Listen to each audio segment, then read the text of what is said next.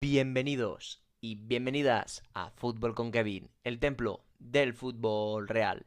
Y hoy estamos aquí primeramente para analizar las sorpresas y también los partidos que se disputaron en la noche y madrugada del día de ayer. Unos partidos que nos dejan entrever. Ya sabéis que el día anterior jugó el primer encuentro entre Sudáfrica y Canadá, que analizamos en el vídeo de ayer, que lo ha visto poquito gente, así que os recomiendo ir a verlo, donde hablamos un poco de la introducción de la previa, de tres partidos de los cuales hemos acertado uno, clavada, y dos nos hemos quedado bastante cerca de poder acertarlo, ¿no? Ayer se disputaba el partido entre Brasil y Japón, entre Alemania y Paraguay y entre Países Bajos y Marruecos. Ya sabéis, dos selecciones europeas, dos selecciones sudamericanas, una selección africana y una selección asiática en estos 16avos de final que abrían un poco la veda a una jornada que puede llegar a ser histórica, viendo todo lo que pasó en el día de ayer. Y es que, como ya os he dicho, vamos a analizar los tres encuentros de qué pasó, de qué dejó de pasar y también de lo que puede llegar a pasar en los siguientes partidos, porque los rivales de estos equipos pues son muy duros también. Empezamos una etapa donde lo que queda de mundial es realmente duro para todos y cada uno de los equipos. Aquí ya no hay un favorito por encima del otro. Aquí hay emparejamientos duros y emparejamientos que pueden marcar un antes y un después en depende qué nación, ¿no? Antes de empezar este vídeo te agradecería un like, una suscripción y sobre todo un apoyo inmenso como estáis haciendo en los últimos tiempos. Así que vamos a empezar analizando ese Brasil-Japón. Un partido que en teoría en mi mente no estaba en que Brasil sufriera tanto como hizo realmente. Un Brasil que salía con un once titular que a mí me gustaba. O sea, no veía ningún error básicamente. Mucha gente va a decir, no, pero es que al final Brasil, bueno, pues es una selección que tiene muchos problemas y es lógico. Los laterales para mí son un auténtico caos. En el centro del campo, para mí Lucas Paqueta nunca me ha llegado a convencer como jugador profesional, o sea, jugador de alto nivel. Luego, Mateus Cuña, pues demuestra mucha presión, tal, pero no acaba tampoco de ser ese delantero que creo que en este Brasil. Y luego, pues, sobre todo en que Vinicius tiene que tener el día. Ayer tuvo una jugada que si llega a marcar posiblemente llega a ser el mejor gol del Mundial, pero de lejos, a nivel individual, fue una jugada increíble. Y solamente la mano de Suzuki y el palo evitaron ese gol de Vinicius Junior. Como digo, ya estaba pensando en si fue en la primera o segunda mitad, pero fue en la segunda. Ya es que en la primera mitad Japón, una Japón liderada por básicamente el equipo entero, porque Japón en verdad no tiene una estrella. O sea, Japón sí que verá que tiene jugadores como Kubo, como Kamada, como Maeda, Ueda o Ito, que son futbolistas que en sus clubes son muy importantes o inclusive en la selección. Pero aquí no hay un jugador que desborde más que el otro, sino aquí hay un bloque, ¿no? Un bloque que al final empezó con la misma idea que siempre, valiente, intentando salir con el balón en los pies, defendiendo con todos juntitos atrás, y a la contra una recuperación muy buena de la selección japonesa. Fue un tanto de Sano, el futbolista mediocampista de Japón, que te abría el partido y que posiblemente te daba la primera sorpresa de este gran mundial que nos están dejando, ¿no?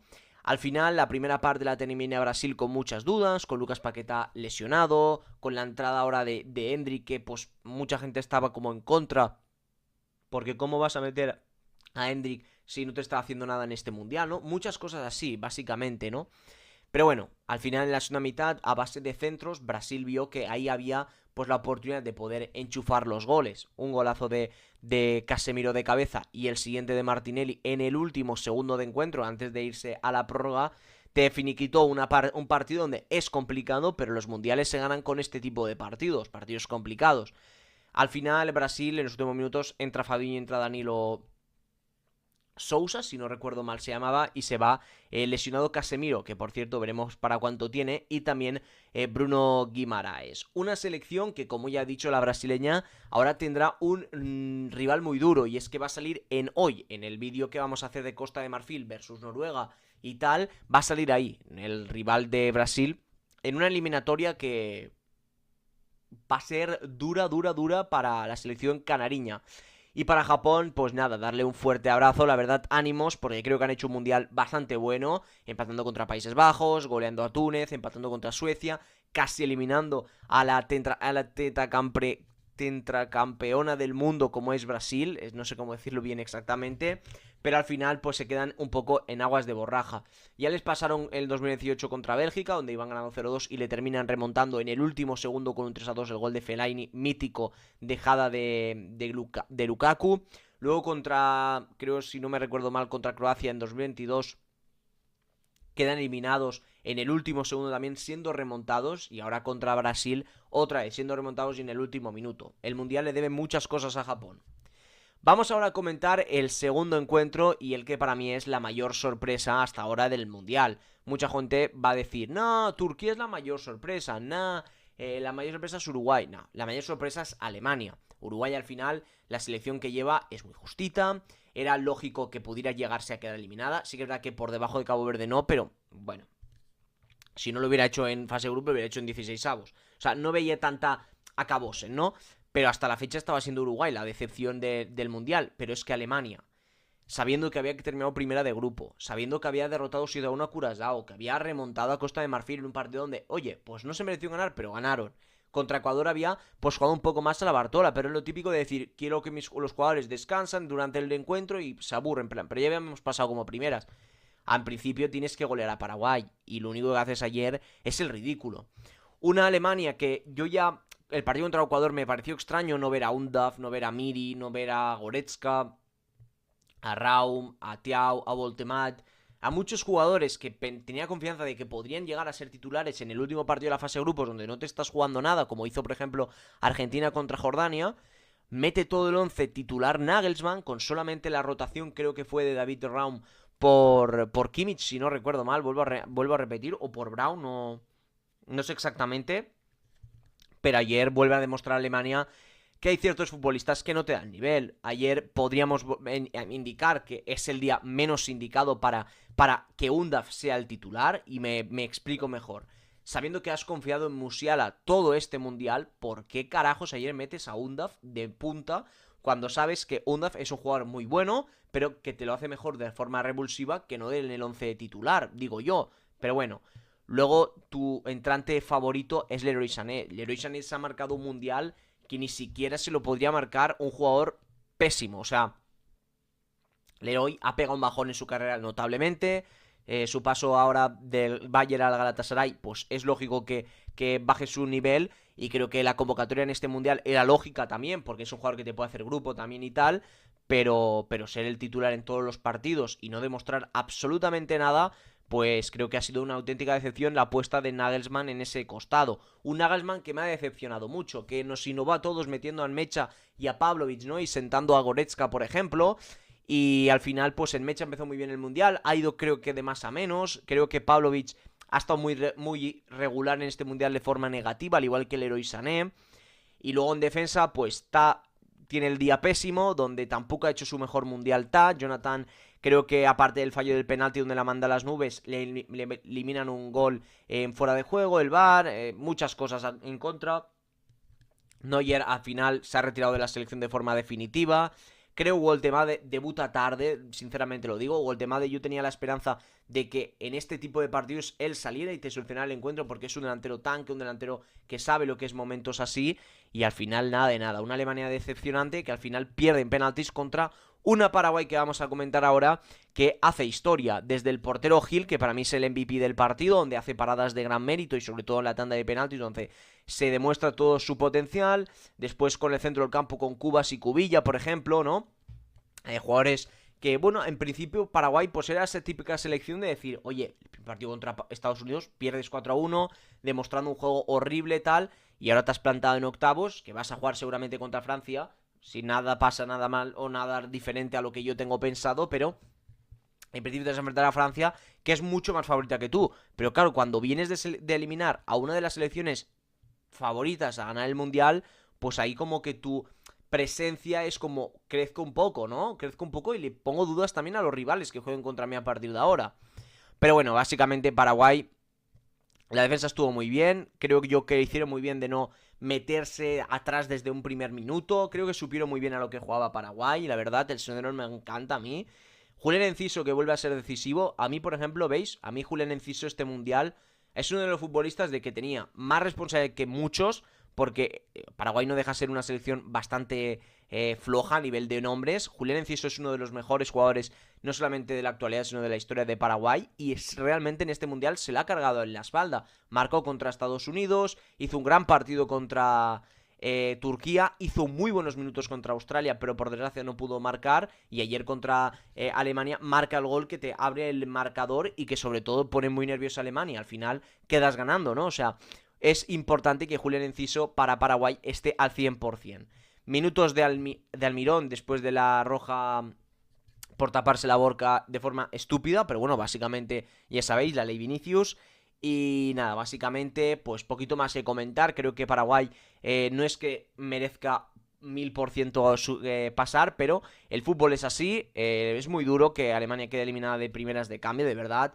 La gente está rajando mucho a Wirtz, está rajando mucho a Kai, pero realmente tanto Kai Havertz como Florian creo que han hecho un mundial correcto. O sea, yo Florian me espero mucho más siempre, primero por lo que ha costado, después por las sensaciones que me daba a mí en el Bayer Leverkusen, pero bueno, uno de los jugadores que más me esperaba también era de Jamal Musiala, y ha sido una auténtica decepción, incluso empezando en el partido decisivo de forma suplente. Luego los cambios, cuando intentas ir a por el gol, porque estás en la prórroga, que si Anton, que si Thiago, que si Amiri, jugadores que no dejan de ser defensas, básicamente, ¿no?